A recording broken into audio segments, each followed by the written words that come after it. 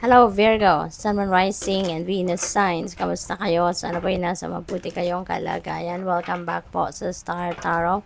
Kung bago kayo rito, welcome din kayo. Thank you sa inyong support. I truly appreciate it. God bless you all, Virgo. Paunang mensahe po ninyo, woman holding a coin. Kung meron kayong mga inaasikaso, tinatransaction regarding finances, related sa negosyo, pagkakapirahan, or any transaction na merong relasyon sa pera, there could be someone, a woman that might be able to help you with that, or maaaring yung woman na to talaga ang mag-aano sa inyo, magsusupport, mag-assist, no, kung ano man ang inyong kailangan. There could be abundance then, no, material success na paparating sa inyo, Virgo. So, good luck sa'yo, no, at i-claim na natin yan. What else? We have number 20, envy. Ingat din kayo, no, sa mga tao sa paligid niyo kasi meron lagi sigurong nakatanaw sa'yo, laging nakabantay sa'yo, ano nang ginagawa mo, anong mga activities mo, yung ganon. Kasi merong saksakan ng inggit sa inyo, Virgo, no?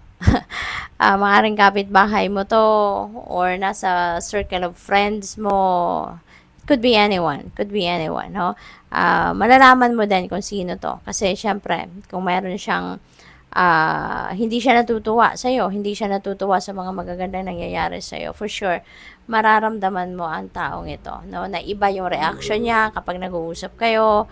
Alam mo yun, no? Mapapansin mo na wala siyang interest, yung gano'n, no? Or mafe-feel mo na meron siyang inggit. So, if this message resonates with you, then you'd be able to know, to figure out kung sino ito, no? So, mag-iingat kayo, huwag kayo mag-share ng kung ano-anong mga impormasyon sa kanya, lalo-lalo na mga importanteng detalye, no? About ng mga ginagawa nyo, about ng mga plano nyo.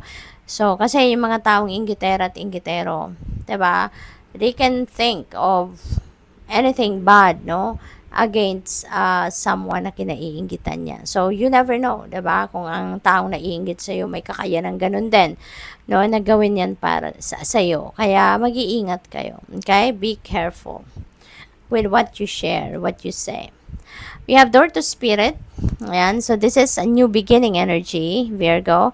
Maaaring magsisimula kayo ngayon ng mag-rebuild ng iyong connection with the divine universe, with your angels, with your spirit guides. So, maaaring in the past, no, sa sobrang kabisihan ninyo, maaaring parang nagkaroon kayo ng detachment sa Panginoon, yung relationship ninyo sa spirit team ninyo, baka lumuwag, yung ganon. Pero ngayon, maybe you're going to give more time on that, no? Maybe magbi-build kayo ng mas malakas na relationship with the divine universe and the rest of your spirit team sa ngayon. We have number 11. Wow, Virgo. Napakaswerte ninyo. Let's claim this.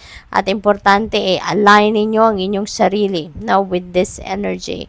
This is a period of bounty. This is a period of plenty, prosperity, abundance. No? Paparating sa inyo. Napakadaming swerte. Napakadaming blessings sa maaring dumating sa inyo, Virgo.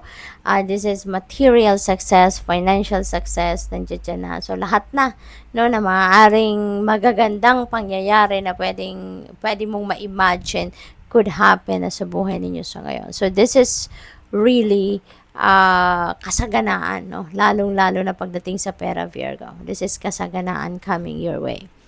We have number 39, 5th chakra, Archangel Gabriel. So, Virgo, ang iba siguro sa inyo dito, struggling kayo mag-express ng inyong sarili. There are some concerns na hindi ninyo na-express, hindi niyo nasasabi. Maybe nasa-shy kayo or nahihiya kayo, na natatakot kayo. So, for whatever reason, nag-struggle kayong maglabas ng inyong nararamdaman or ng laman ng inyong isipan. So, ngayon, with the help of Archangel Gabriel, maaaring magkakaroon na kayo ngayon ng lakas ng loob. You are going to overcome that fear, no? At tutulungan kanya na makapag-express ka ng inyong sarili. Masabi mo kung ano yung laman ng isip mo. Masabi mo kung ano ang laman ng puso ninyo, no? So, you'd be able now to express clearly kung ano yung inyong saloobin. Pwede rin ang trabaho ninyo is about communication, no? Baka yung career ninyo, yung trabaho ninyo, yung ginagawa ninyo, profession is linked sa communications. Baka speaking, 'di ba, writing, ganon, no? Or any form of creative expression, yung ganon. So maaring nandyan nakalinya, no, yung inyong ginagawa.